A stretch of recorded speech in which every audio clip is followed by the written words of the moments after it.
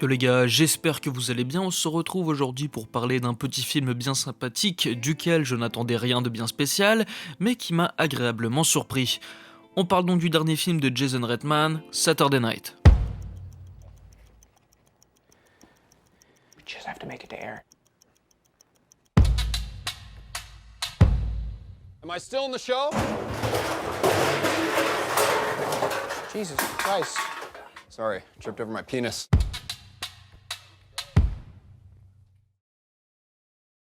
Le 11 octobre 1975 à 23h30, une troupe féroce de jeunes comédiens et écrivains a changé à jamais la télévision et la culture. Saturday Night est basé sur l'histoire vraie de ce qui s'est passé dans les coulisses au cours des 90 minutes précédant la première diffusion du Saturday Night Live. Donc, Saturday Night, dernier film de Jason Reitman que vous connaissez peut-être pour le film Juno sorti en 2007 qu'il faudrait vraiment que je revoie, l'excellent Thank You for Smoking en 2005 ou peut-être dernièrement Ghostbusters Afterlife que j'ai pas vu et que je ne verrai pas.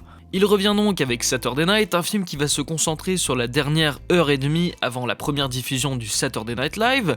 Si vous connaissez pas le SNL, sachez que c'est quelque chose d'ultra mythique aux États-Unis. Il fait partie des grands talk shows qu'ils ont là-bas comme le Late Night Show ou le Tonight Show, mais le SNL comparé à ses autres émissions va se concentrer à faire des sketchs en live, de la satire d'actualité politique ou même quelques shorts tournés à l'avance durant la semaine. Et le SNL c'est un peu comme un rite de passage pour toute personne qui espère percer dans la comédie un jour. Ça a lancé plusieurs humoristes et acteurs dans leur début de carrière que vous connaissez tous, comme Bill Murray, Mike Myers, David Spade, Adam Sandler, Eddie Murphy, Will Ferrell, Bill Hader, Andy Samberg, Jimmy Fallon, Jason Sudeikis, etc. Bref, c'est impossible de tous les nommer. Le SNL a accueilli énormément de comédiens qui sont aujourd'hui ultra reconnus dans leur milieu. Ce qui est le plus impressionnant là-dedans, c'est que le show existe depuis 1975, ça fera l'année prochaine 50 ans que le premier épisode a été diffusé et ça marche encore aujourd'hui. Perso, j'ai jamais vraiment regardé un épisode du SNL en entier, je fais plutôt partie de ceux qui regardent les sketchs sur YouTube,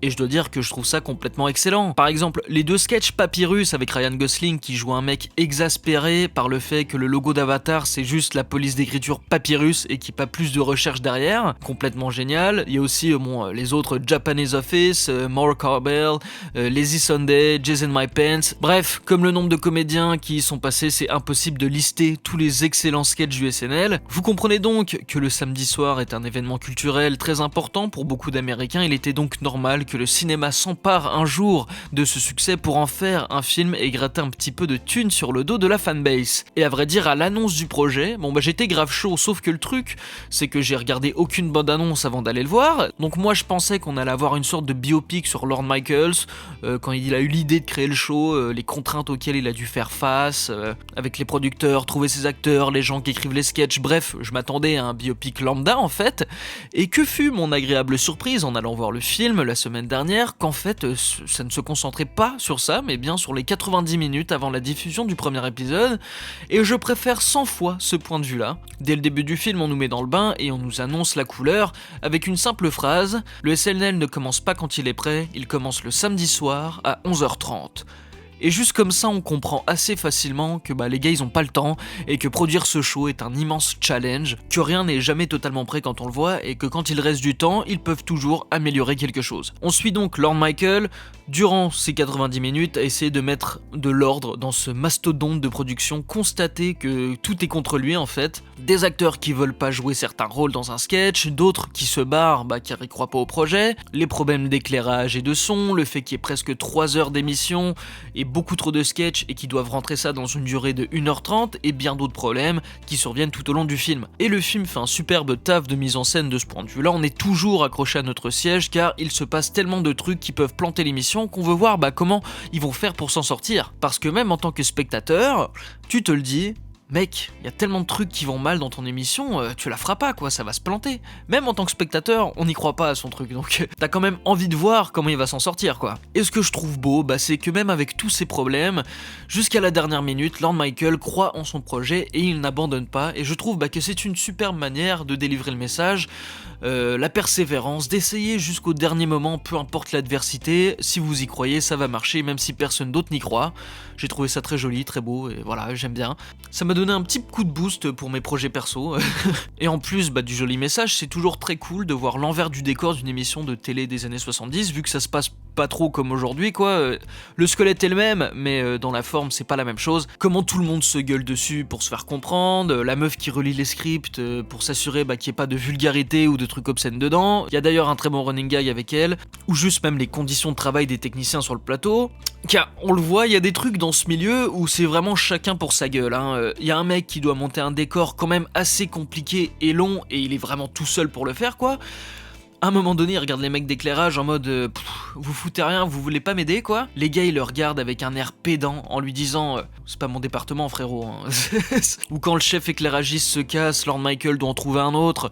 Il va dans un autre studio en choper un en lui disant tu vas être sous-payé, tu auras un horaire complètement inhumain, tes collègues vont te chier à la gueule, mais tu vas kiffer c'est sûr. Et le gars accepte, car il voit la passion dans le regard de Lord Michael. Mais ça met quand même en lumière certaines conditions de travail du côté des techniciens qui sont vraiment on est des Pikmin quoi. Moi je suis tech à la télé, on est des Pikmin, personne nous regarde, tout ce qu'on a le droit à la fin, hormis notre paye, c'est un merci à l'équipe technique, voilà c'est tout. Après je pense que ce qui m'a le plus fait kiffer bien entendu c'est le choix de casting. Ils ont pris plein de nouveaux acteurs en vogue, ce qui coïncide vraiment avec le fait que le SNL juste à lui-même a lancé la carrière de plein d'acteurs aussi, donc ça fait un petit écho à ça, j'ai trouvé ça cool. Et en plus il y a un vrai taf sur les costumes et le maquillage pour faire ressembler le plus possible les acteurs justement aux vraies personnes qui ont vécu ça, et c'est super bien fait, il y en a c'est bluffant à vrai dire. On a donc Gabriel Labelle que j'avais personnellement découvert dans The Fablesman de Spielberg, où je l'ai trouvé complètement excellent. Ici il joue donc le rôle de Lord Michael, le créateur du SNL, et on est vraiment dans un rôle très similaire à celui qu'on avait pu voir dans The Fablesman,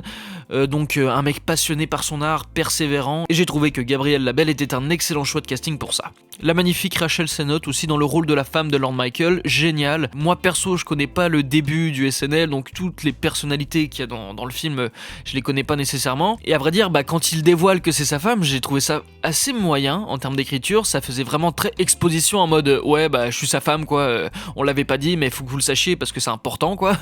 Alors qu'entre deux y a pas grand chose qui montre que c'est un couple, hormis le fait qu'elle doit choisir son nom de famille pour le générique, mais à part ça y a vraiment rien. Donc son personnage était cool, mais de la manière dont il nous démontre que c'est sa femme, j'ai trouvé ça très moyen. Cooper Hoffman aussi en producteur, ça marche très bien, on sait que c'est un bon acteur, de toute manière on l'avait remarqué dans Licorice Pizza de Paul Thomas Anderson. Mon coup de cœur du film c'est Dylan O'Brien, que j'avais pas du tout reconnu, c'est vraiment en faisant des recherches après sur le film que j'étais en mode c'est Dylan O'Brien qui joue Dan Aykroyd. C'est franchement méconnaissable le mec. Bon après c'est sûrement parce que je l'ai pas vu dans d'autres choses que The Maze Runner. Willem Dafoe en David Tennant, sérieux il est partout Willem Dafoe, j'adore, le mec il a une de ses carrières quoi, c'est une des plus folles de l'industrie selon moi, j'ai l'impression de le voir dans tous les films que je regarde. Après il a un rôle très mineur dans Saturday Night, mais c'est toujours un pur kiff de le voir à l'écran quoi. Et J.K. Simmons aussi en Milton Berle, il est génial, j'en voulais plus de son personnage, il se pavane comme un chef, j'ai adoré. Il y a cette scène incroyable où je donnerai pas de détails, mais Milton Berle à l'époque était connu pour être pas très sympa quoi, on pourrait le catégoriser comme un gros connard. Le film lui donne donc une scène de dialogue qui appuie cette narration. Entre lui et Chevy Chase, c'est tout à fait mémorable. J'en dis pas plus, mais la scène backstage entre les deux est géniale. C'est un film par contre fait vraiment pour les fans du SNL, il y a énormément de références et de blagues référentes justement à 50 ans d'histoire de l'émission, donc il y en a plein, même la majorité, je pense même la totalité que je n'ai pas compris, car je pense que la première fois que j'ai vu un sketch du SNL, ça devait être en 2018 ou en 2019, donc je suis vraiment un spectateur très récent du SNL, mais pour ceux qui sont ultra fans et qui regardent depuis très longtemps, je pense qu'il y a plusieurs références qui vont vous faire kiffer, et c'est aussi pour ça que ça a fait kiffer autant de gens aux États-Unis. J'ai qu'à voir des critiques sur Letterboxd ou des avis en dessous de la bande-annonce YouTube, il y a vraiment des gens qui ont kiffé les références. D'ailleurs la fin du film est une énorme référence au premier épisode du SNL, donc qui a super bien marché, et ce qui paraît pour beaucoup de gens c'est une fin complètement parfaite. Personnellement j'en voulais plus, mais bon, le reste, si j'en veux plus, il y a 50 ans d'émission en arrière, donc c'est de l'histoire quoi. Bref, je vous invite grandement à aller voir Saturday Night, c'est pas le film de l'année, mais c'est franchement un superbe divertissement, on se fait pas chier, j'ai passé un très bon moment devant. Et comme je l'ai dit tout à l'heure, j'en voulais plus à la fin, donc voilà, je vais me mater des sketchs du SNL pour la prochaine semaine, ça c'est une certitude. Sur ce, suivez-moi sur Letterboxd, ce serait franchement très sympathique de votre part, n'hésitez pas non plus à vous abonner à la chaîne, laissez un petit like qui fait toujours plaisir, dites-moi ce que vous avez pensé du film en commentaire, et si t'as kiffé cette vidéo frérot, et bien peut-être que tu vas kiffer une de ces deux là aussi. Sur ce les gars, moi je vous dis à la prochaine, bye.